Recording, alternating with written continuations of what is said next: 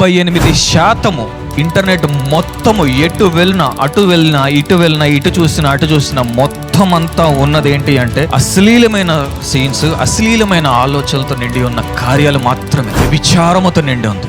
వ్యభిచారముతో వాడు నింపి పెట్టి కూర్చున్నాడు. నువ్వు చూస్తున్న పోర్నోగ్రఫీ వీడియో కానీ ఫోటోలు కానీ చూస్తూ కానీ నేను విడుదలిస్తాను అన్నాడా?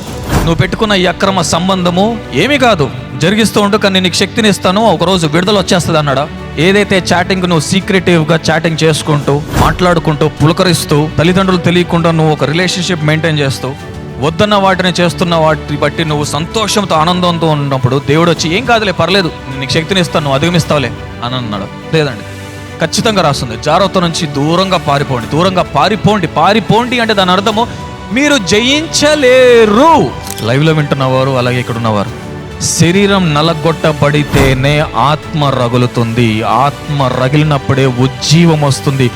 ఉజ్జీవం వస్తేనే నీవు వాడబడతావు, నీకు దీవెన, నీకు ఆశీర్వాదం. సహజ స్వభావాన్ని చంపకుండా పైన నువ్వు ప్రార్థన చేసుకుంటూ వెళ్ళిపోతే అది ఎంతవరకు అంటే నీకు టెస్టింగ్ జరుగుతూనే ఉంటుంది. నువ్వు లోబడేంత వరకు నీకు దీవెనలు, నీకు ఆశీర్వాదములు కావాలి అని అన్నప్పుడు నువ్వు లోబడాలి.